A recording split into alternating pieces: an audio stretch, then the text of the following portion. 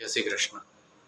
मैं जनक ओझा आप सबका स्वागत करता हूं मेरे इस आध्यात्मिक चैनल श्री जी ज्योतिष कार्यालय। बहुत दिन हो गए कोई अच्छे विषय को लेकर वीडियो नहीं बना पाया। किसी कारणवश समय का अभाव था या कुछ अन्य कारण थे, लेकिन आज बहुत ही सुंदर विषय को लेकर आपके सामने प्रस्तुत हुआ और उस विषय का माध्यम है भगवान शिव। और उस विषय का नाम भी है कि श्रावण महीने में भगवान शिव के रुद्राभिषेक का महत्व और उसके माध्यम से नवग्रह को कैसे प्रसन्न करें। बहुत ही सुंदर और रोचक विषय है। जैसे आप लोग जानते हैं कि अभी श्रावण महीना चल रहा है, मतलब राजस्थान प्रांत साइड श्रावण की शुरुआत हो चुकी है और गुजरात में अभी होनी बाकी है। उसके 15 दिन बाद गुजरात में भी श्रावण लग जाएगा। तो श्रावण भगवान शिव को अति प्रिय बताया गया है। जैसे मैया जी को नवरात्रि के 9 दिन प्रिय है, गणपति जी को गणेश जी के जो त्यौहार आते हैं उसमें वह 9 दिन उनको अति प्रिय है। वैसे श्रावण पूरा महीना भगवान शिव को अति प्रिय है। और इसी महीने में शिवालय के अंदर बड़े बड़े शिव मंदिरों में भक्तों की भीड़ देखने को मिलती है। पैर तक रखने की जगह नहीं मिलती। ये भगवान शिव की महिमा है। और शिव शब्द का ही कल्याण है अर्थ। शिव शब्द का अर्थ होता है कल्याण। तो जिसने शिव को पकड़ा तो नवग्रह भी उसका कुछ बिगाड़ पाते नहीं है। मतलब उनकी अशुभता में थोड़ी कमी आ जाती है, ऐसा कह सकते हैं कि अशुभता में थोड़ी कमी आ जाती है। बाकी कर्म तो किसी को छोड़ता नहीं है, ये सीधी बात है। कर्म किसी को नहीं छोड़ता। तो कहीं और बात पर न जाते हुए, गोल गोल न घूमते हमारे मुख्य विषय पर आते हैं कि श्रावण महीने में भगवान शिव के रुद्राभिषेक के माध्यम से नवग्रह को कैसे प्रसन्न करें। उस उपाय पर जाने से पहले सबसे पहले आपको ये बता दें कि नवग्रह के कुछ मुख्य ऐसी फल बताए हैं, ऐसी कुछ वस्तुएं जो नवग्रह को अति प्रिय है। और वह चढ़ाने से, भगवान शिव पर चढ़ाने से नवग्रह प्रसन्न होते हैं। क्योंकि नवग्रह के ईश्वर भगवान शिव है, कालों के काल महाकाल। इसलिए शिव की उपासना कल्याणदायी फलदायी बताई गई है। शिव की उपासना हर व्यक्ति को करनी चाहिए। विशेषतः श्रावण में भगवान शिव का रुद्राभिषेक अवश्य करना चाहिए और अपने धन का कुछ सदुपयोग करना चाहिए, अपने समय का कुछ सदुपयोग करना चाहिए। और वह हमारे जीवन में फलदायी ही होता है, उसका अच्छा ही फल मिलता है, लेकिन करना पड़ता है। तो सबसे पहले आते हैं सूर्य ग्रह पर। सूर्य का प्रिय फल द्राक्ष, जो पूजा इत्यादि में उपयोग होती है, सूखी द्राक्ष, जिसे इंग्लिश में ड्राई फ्रूट के नाम से भी जाना जाता है। तो उस द्राक्ष के पानी से भगवान शिव पर अभिषेक करने से सूर्य जीवन में शुभता प्रदान करता है। किसी की कुंडली में अगर सूर्य कमजोर है तो समझिए उसका आत्मबल कमजोर है, सब कुछ होकर भी कुछ नहीं है। तो सूर्य मजबूत करने के लिए, सूर्य की कृपा प्राप्त करने के लिए द्राक्ष के पानी से भगवान शिव पर रुद्राभिषेक करवाना चाहिए। उसके बाद आता है चंद्र ग्रह। चंद्र को क्रिया प्रिय है, तो शक्कर का पानी, गन्ने का रस बिना नींबू वाला, वह भगवान शिव पर अर्पण करना चाहिए। चंद्र मन का कारक है। जिसकी कुंडली में चंद्र कमजोर, उसका मन कमजोर है। तो चंद्र की मजबूती के लिए यह और इससे अभिषेक करना चाहिए, रुद्राभिषेक करवाना चाहिए। गन्ने का रस बिना नींबू वाला और शक्कर का पानी, दोनों में से कोई भी एक कर सकते हैं। मंगल, मंगल का प्रिय फल सुपारी, जो पूजा इत्यादि में उपयोग में आती है, वह सुपारी, उसे तोड़कर रात को भिगो दीजिए, सुबह उसका पानी हो जाएगा, उससे अभिषेक कीजिए, अभिषेक करवाइए। रुद्राभिषेक, रुद्राभिषेक में कोई भी द्रव्य प्रचुर मात्रा में लगता है, इतना याद रखिएगा। और मंगल जिसका कमजोर है, मंगल ऐसा कहते हैं कि वीर मंगलो भूमिपुत्रश्च ऋण हरता धनप्रद। मंगल भूमि का पुत्र है, लाल कलर का ग्रह है, ऋण हरता।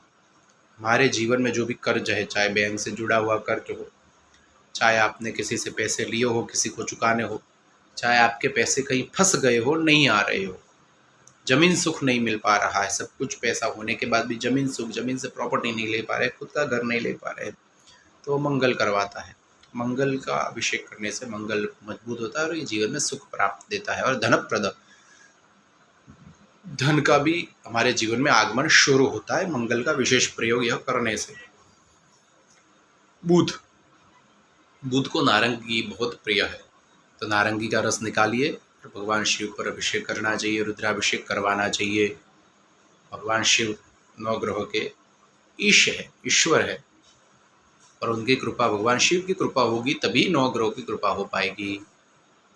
इसीलिए कहते हैं ना, रावण शिव का भक्त था तो नौ ग्रह भी उसका कुछ बिगाड़ नहीं पाए, परम भक्त था, उससे बड़ा शिव का अभी तक कोई भक्त हो पाया नहीं है। तो भगवान शिव की कृपा हमारे जीवन में अनिवार्य है, और शिव शब्द का ही अर्थ कल्याण होता है, तो शिव की पूजा फलदायी ही होती है और कल्याणकारी ही बताई गई है। तो श्रावण महीने में विशेष कुछ समय निकालकर परिवार के साथ मिलकर भगवान शिव का अभिषेक इत्यादि करना चाहिए। बुध को नारंगी के जूस से अभिषेक करना चाहिए, नारंगी का रस निकालकर अभिषेक करना चाहिए।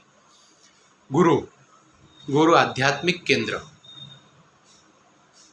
जैसे बुध, बुध कमजोर तो वाणी कमजोर, बोलने पर प्रभुत्व नहीं, वैसे गुरु आध्यात्मिक केंद्र का ग्रह है। जिसका गुरु कमजोर, उसका आध्यात्मिक केंद्र में किसी प्रकार की रुचि नहीं, बड़ों का मान सम्मान नहीं, आदर नहीं, भगवान में नहीं मानेगा, जीवन में नास्तिक ही नास्तिक होगा। तो गुरु को अच्छी तरह मजबूत करना है तो पैरों के रस, पैरों का जूस, जमरुख का जूस, ग्रीन कलर का फल आता है, उससे अभिषेक भगवान शिव पर रुद्राभिषेक करना चाहिए। शुक्र, बिजोरा, जिसे बड़ा लींबू कहते हैं, और पूरे गुजरात में प्रचलित भाषा है, बिजोरा के नाम से विख्यात है वह फल। आयुर्वेदिक गुण धर्मों से बहुत ही अच्छे बताए गए हैं। और शुक्र आधुनिकता का ग्रह है, आधुनिक सुख जो चाहिए जीवन में तो वह शुक्र के कारण मिलते हैं।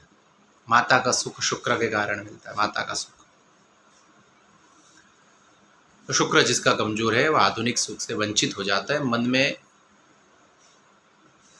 हमेशा कोई ना कोई आशा जीवित रहती है लेकिन वह पूरी नहीं होती। और ऐसे कहते हैं ना कि मन मरे माया मरे, मर मर जाए शरीर, आशा तृष्णा न मरे, कह गए संत कबीर, बस उसी तरह। तो शुक्र को प्रसन्न करने के लिए बिजोरे के रस से भगवान शिव पर रुद्राभिषेक करना चाहिए। शनि, खारेक पूजा में जो उपयोग में करते हैं, उसका रस निकालिए, उसका जूस निकालिए, पानी में भिगो दीजिए एक दिन पहले, रात को, सुबह उसको ग्राइंडर में निकाल लीजिए, उसका जूस बन जाएगा, उससे भगवान शिव पर अभिषेक कीजिए। शनि न्याय का प्रतीक है। उसके बाद आता है राहु, दो छाया ग्रह बताए, राहु और केतु। राहु, नारियल, सूखा नारियल आता है, तो सूखे नारियल का पानी, और वह नहीं है तो जो नारियल का पानी, पीने वाला पानी आता है, तो वह पानी, नारियल का पानी, ग्रीन कलर का नारियल आता है ना, उसका पानी भगवान शिव पर चढ़ाना चाहिए, जो भगवान शिव को अति प्रिय है, जिससे राहु की अशुभता नष्ट होती है। राहु अगर कुंडली में अच्छा है तो जीवन में हमको उन्नति देता है, अच्छे का पैसा दे, अच्छा खासा पैसा दे सकता है राहु अगर अच्छा है तो। और खराब है तो पैसा होकर भी गलत जगह पर जाएगा, न जाने की चीज़ें जगह पर में पैसा चला जाएगा। खराब संगत का अधिकारी बनाएगा। अगर राहु कमजोर है तो राहु को अच्छा बनाना है तो नारियल का पानी भगवान शिव पर चढ़ाना चाहिए। और अंतिम में केतु, अगर केतु अच्छा है तो जीवन को मोक्ष प्रदान कर सकता है। केतु अच्छा है तो कुल की उन्नति करवा सकता है। केतु अच्छा है तो अच्छे अच्छे साधु संतों से समागम प्राप्त करवा सकता है, दुर्लभ ज्ञान की प्राप्ति भी करवा सकता है अगर अच्छा है तो अगर केतु अगर अच्छा नहीं है तो उसका सब उल्टा हो जाता है। केतु को सबसे ज़्यादा प्रिय फल दाड़म है।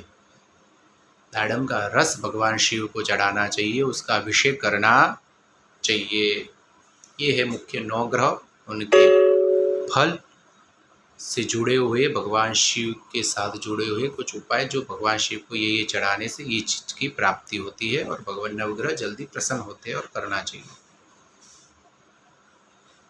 और श्रावण महीने में विशेष भगवान शिव का अभिषेक, रुद्राभिषेक अवश्य करवाना चाहिए। रुद्राभिषेक भगवान शिव का सबसे प्रिय अभिषेक माना गया है शास्त्रों में, और श्रावण में विशेष फलदायी है।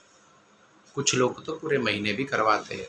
वो ना हो सके तो समय निकाल कर कुछ आध दिन, एक दिन अवश्य भगवान शिव की पूजा का आयोजन रखना चाहिए। धन का सदुपयोग करना चाहिए, भगवान शिव की कृपा प्राप्त करनी चाहिए, श्रावण के महीने का पुण्य फल प्राप्त करना चाहिए, जिससे 9 ग्रहों की कृपा हम पर बनी रहे, हमारे जीवन पर बनी रहे, हमारे परिवार पर बनी रहे। आशा करता हूँ आपको ये वीडियो बहुत पसंद आया। कुछ ज्ञान की बातें आपको बताई जो आपको पसंद आई होगी। आगे से आगे तक लोगों तक इस वीडियो को पहुँचाइए। और हमारे आने वाले वीडियो में हम बात करेंगे मेष आदि 12 राशियों की, उनके स्वभाव, उनके गुण धर्म, कि हर राशि का स्वभाव कैसा होता है, कौन से तत्व की राशि होती है, कौन से स्वभाव की राशि होती है, मेष राशि वाले जातक कैसे होते हैं इत्यादि। तो अगले वीडियो में मेष राशि की बात करेंगे। उसी तरह हम धीमे धीमे 12 राशियों की भी बात करेंगे, लेकिन अगले वीडियो में। तो अगले वीडियो में इस दुर्लभ ज्ञान को जानने के लिए अवश्य हमारे साथ फिर से जुड़िएगा। तब तक के लिए आशा करेंगे यह वीडियो आपको पसंद आया, यह विषय आपको पसंद आया। आशा करेंगे कि आप इसका लाभ अवश्य उठाएंगे और अपने दोस्तों तक भी पहुंचाएंगे। नमस्कार, जय श्री कृष्ण।